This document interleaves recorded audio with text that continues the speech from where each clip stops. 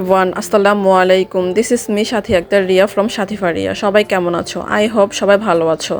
ঈদের এক সপ্তাহ পরে আমরা যাচ্ছি গ্রামের বাড়িতে। আজ যাই কাল যাই এমনটা করতে করতে ঈদের এক সপ্তাহ হয়ে গেল। সো আমরা ফাইনালি রেডি হয়ে নিলাম গ্রামে যাওয়ার উদ্দেশ্যে। তো আমরা সকাল 6টার সময় উঠে রেডি হয়ে চলে আসলাম সায়দাবাদ টিকিট কাউন্টারে। এখানে আমরা টিকিট কেটে টিকিট কাউন্টারে বসেছিলাম। তো বসে থাকার পর একটু পরে গাড়ি চলে আসছে, তো আমরা গাড়িতে উঠে পড়েছি অ্যান্ড গাড়ি ছেড়ে দিয়েছে। তো আমি একটু রাস্তার ভিউটা নিচ্ছিলাম। সকাল সকাল ওয়েদারটা অনেক সুন্দর ছিল, প্রাকৃতিক দৃশ্যটা অনেক ভালো লাগতেছিল, তাই আমি একটু ভিডিও করতেছিলাম। দেন 4 ঘন্টা জার্নি শেষে আমরা এসে পৌঁছালাম মোংলাপোর্ট ট্রলার ঘাটে। এখানকার মানুষদের এপার থেকে ওপারে যাওয়ার একমাত্র মাধ্যম হচ্ছে এই ট্রলার দিয়ে তারা এপার ওপার হয়ে থাকে। আমরাও ট্রলারে উঠে পড়লাম।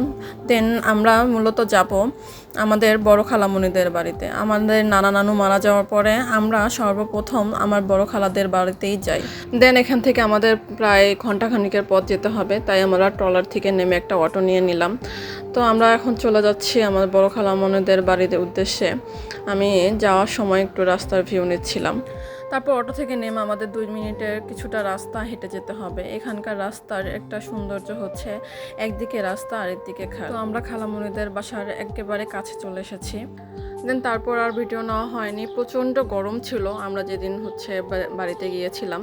তো যাওয়ার পর আমাদেরকে এই পিঠাগুলো খেতে দেওয়া হলো। এই পিঠেগুলো যদি কেউ চিনে থাকেন তাহলে অবশ্যই কমেন্টে জানাবেন। দেন আমার খালাতো ভাই অ্যান্ড আমার বোনের ছেলে নেমে পড়েছে মাছ ধরার জন্য। গ্রামের বাড়িতে এই একটা হচ্ছে ভালো লাগার জিনিস, তা হচ্ছে পুকুর থেকে তাজা তাজা মাছ ধরে খাওয়া। আমরা যারা শহরে থাকি তাদের এরকম তাজা মাছ খাওয়া হয় না বললেই চলে।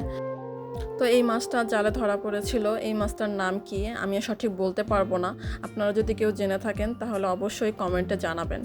দেন এই মাছটা ছাড়াও আরও কিছু টুকিটাকি তেলাপিয়া মাছ অ্যান্ড আরও কী মাছ যেন ধরেছিল, আমি সঠিক বলতে পারতেছি না। তো আমার খালামণি মাছ করতে বসে পড়েছে, এই তো মাছ করতেছে। পাশাপাশি আমার ভাবি মাছ রান্নার জন্য মশলা কষিয়ে নিচ্ছিল।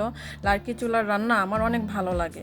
তো আজকের ভিডিও এই পর্যন্তই। ভালো লাগলে অবশ্যই একটা লাইক, কমেন্ট অ্যান্ড শেয়ার করে দিবেন। আল্লাহ হাফেজ।